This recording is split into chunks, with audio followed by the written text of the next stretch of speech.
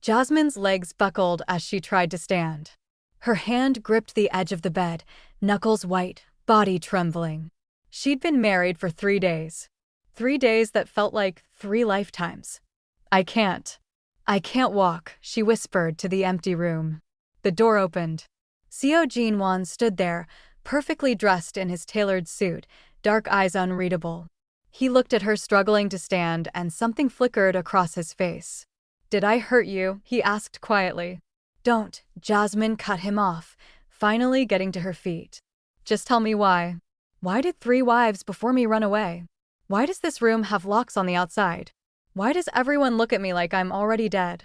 He stepped closer, and she saw it then, the exhaustion that matched hers, the desperation, the shame. "Because I'm not normal," he said quietly. "And by the time you figure out what that means, it'll be too late to leave."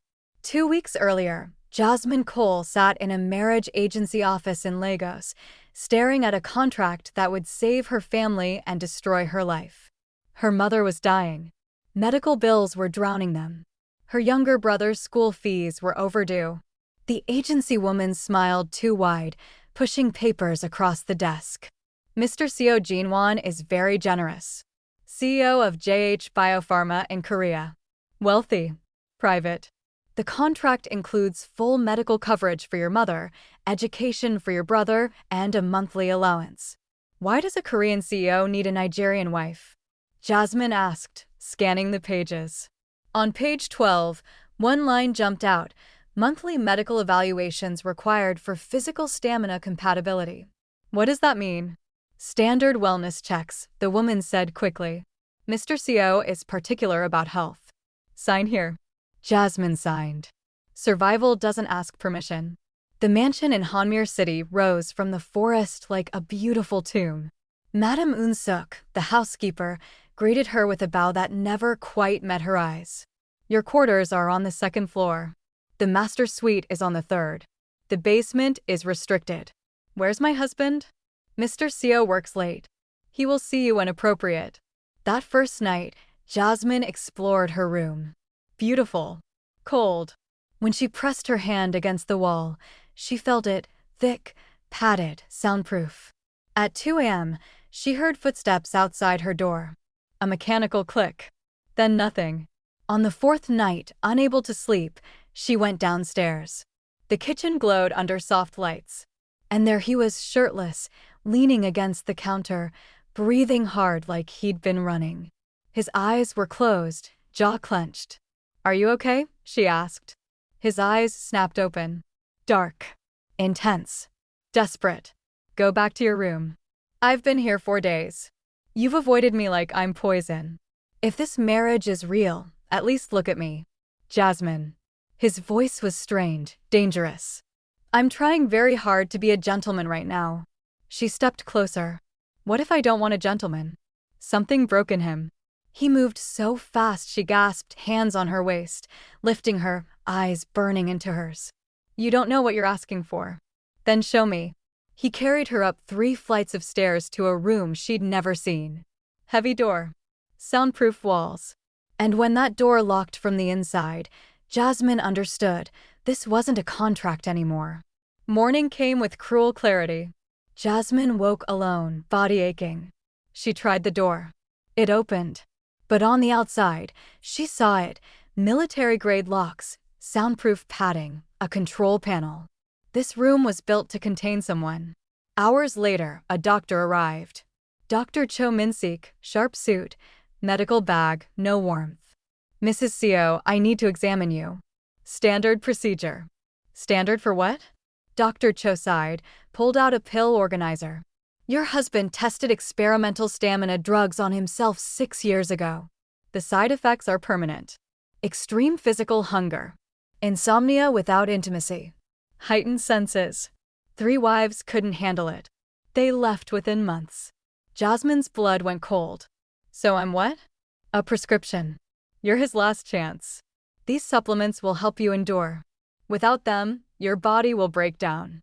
"Get out," Jasmine whispered.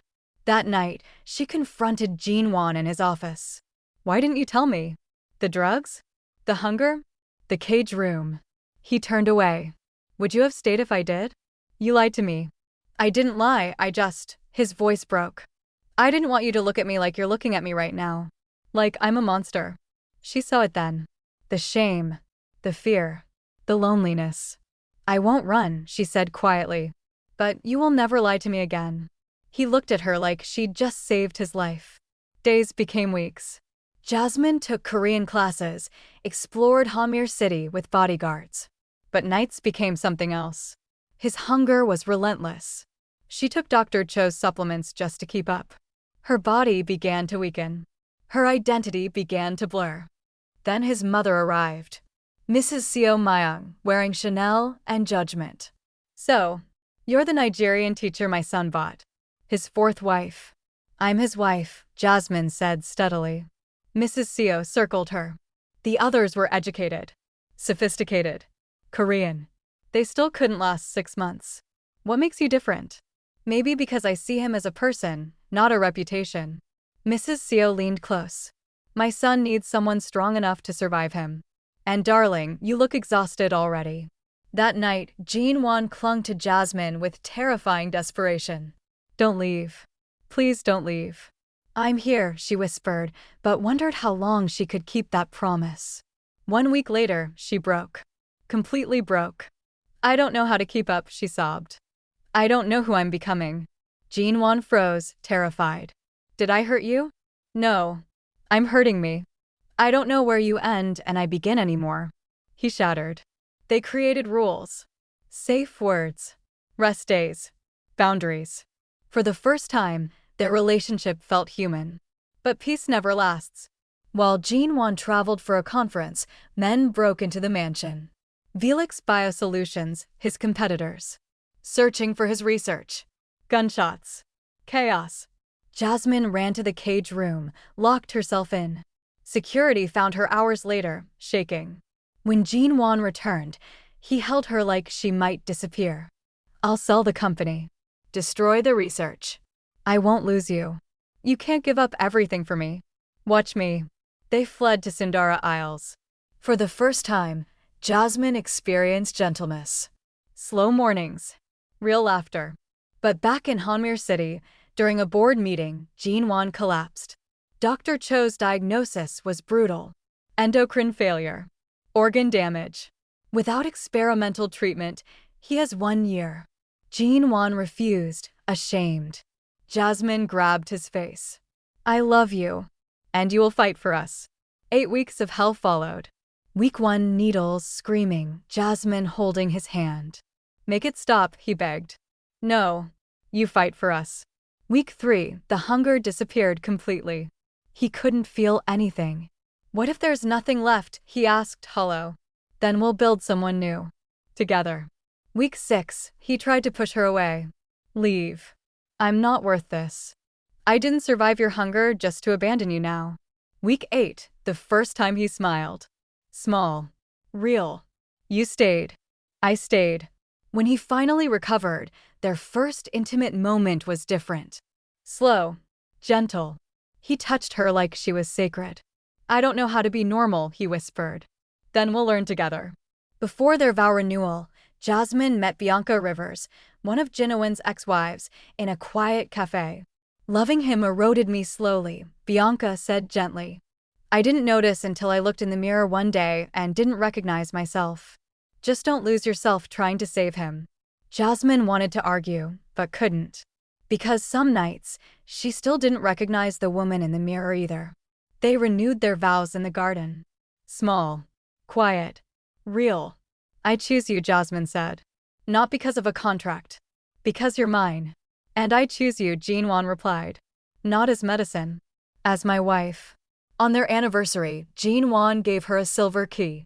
He led her to the old cage room. It was transformed, art supplies, easels, canvas, light streaming through new windows. This was my prison, he said softly, voice thick with emotion. Now it's your sanctuary. The lock only works from the inside. You're free. Jasmine cried. Not from pain. From freedom. From finally understanding what love without consumption felt like.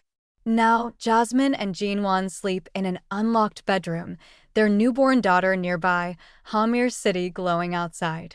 What began as a cage became a home. What began as hunger became healing. From contract to love. From monster to man. If this story touched your heart, hit that subscribe button and drop a comment telling us what you think.